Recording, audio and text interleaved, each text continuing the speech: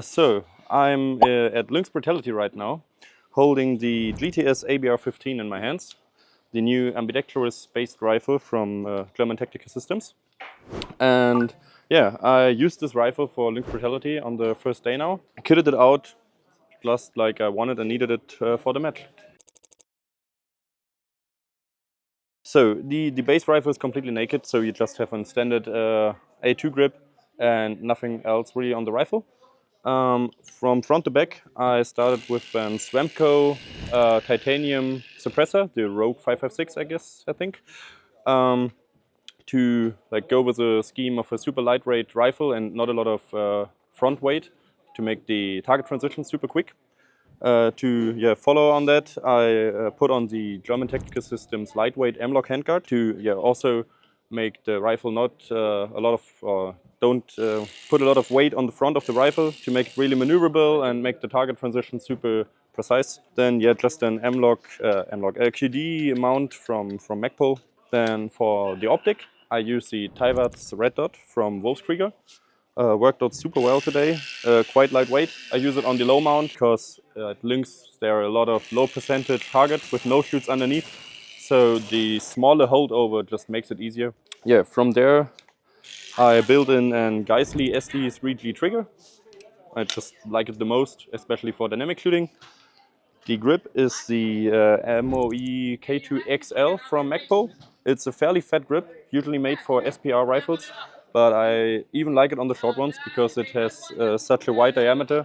You get a good grip on the rifle, and when you have to do stuff with your left hand, you just keep the control with your right hand. Then I added an QD backplate, also from Magpul, so I can have the sling close to the receiver. It's just what I like the most from handling the rifle, especially on these quick dynamic stages. And yeah, for the stock, I went with the GTS hybrid stock. Scout stock. It's a GTS Scout stock. It's made for SPR builds usually. So it has the back rider underneath and the hole in the middle to put your hand or your thumb through it. I also enjoy it on the smaller rifles because on some stages, not today, but sometimes you have a situation where you can stabilize the rifle with your thumb in the stock, even if you have a short rifle. I mean, it works for all rifles. Also, the cheek rest is a little bit wider, which just fits for my face, especially with the lower 1/3 optic mount. For the sling, of course, I use the Savotta sling. They are super well made and really ruggedly made. All the tri-glides and so on are out of steel, and I just trust them. They work well. Yeah, that's it so far. Oh, yeah, the hand stop. Yeah, it's the Arisaka hand stop.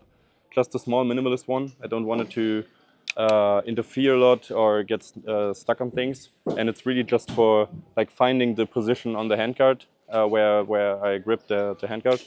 And the charging handle is a Geissele airborne charging handle, just a small one, so you don't get hung up on your gear and can move quickly through the stages without worrying about getting stuck on things. So yeah, that's it. That's the way I use the rifle for Lynx Brutality, and it worked out super well for me today, and I'm super happy with the build. Day one, so mixed. The the shooting went actually really well, especially the kettlebell stage. I went all out on this one. I had some small issues. So at first I put on a Magwell on here, a prototype Magwell I designed. And I couldn't really test it with the 30 round mags I use here because I don't have them in Germany, or I'm not allowed to have them in Germany. So I always get them here. And well, they didn't seat in the rifle with the Magwell installed. So on the first stage, I had to hold the magazine in place while shooting, otherwise it would fall out. For the rest of the day, I removed the Magwell. So this was a fun experience. So always test your products on the shooting range or in training and not in competition. That's smarter. Otherwise, I did not so good on the pistol shooting, which is kind of weird. I trained a lot more pistol than rifle before the competition. The rifle shooting felt super natural. The rifle handled super well. Yeah. Oh, one little mistake I had on the last stage, where My watch got lost, the band of my watch broke, and it's counted as gear in at Lynx Brutality. So it's lost gear on the stage, which means 60 seconds penalty, which was kind of annoying because I didn't consider that problem when I put together my gear, that my watch strap would break. So don't buy Polar, buy Garmin. Yeah.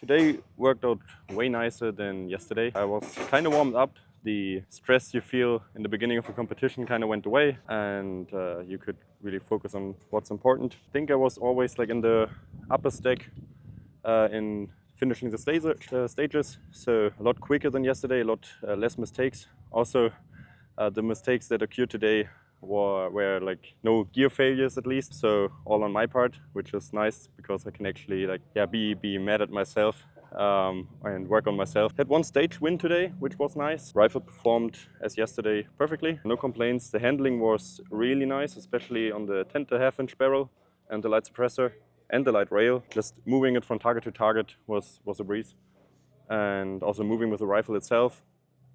We had a lot of stages, or especially one stage, first stage of today, where you had to handle it like one-handed and like keep it muzzle forward and go prone and so on. And that's just way easier and way quicker when you have a not so front-heavy rifle. Everything else like didn't really change. Yeah, just worked.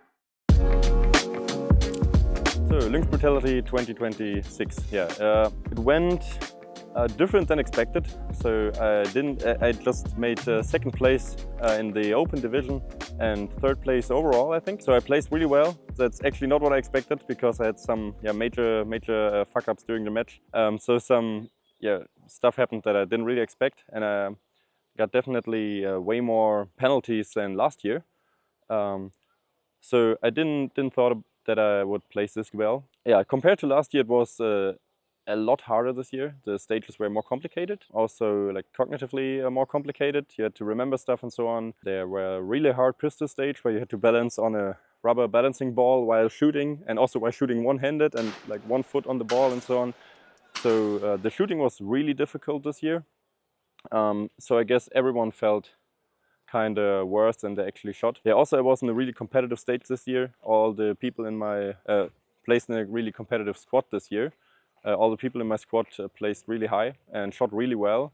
So when you compare yourself to your squad mates this year, or for me, I felt like not so good. I was not standing so much out. Yeah, but on the other side, there was a lot to learn, because there were some really experienced shooters.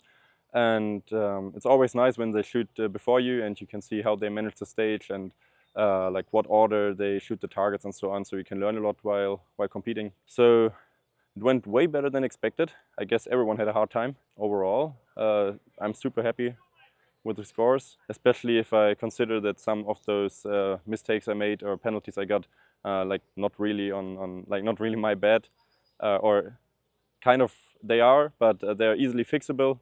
They're not about my shooting and not about my fitness. So yeah, it was really demanding. If you go here, bring knee protection and maybe elbow protection. You will sweat more, but it will feel a lot nicer, especially because the ground on almost all the stages, the ground is gravel. So yeah, it will eat you up, especially when you go prone fast, as you should. Then yeah, you will look like this.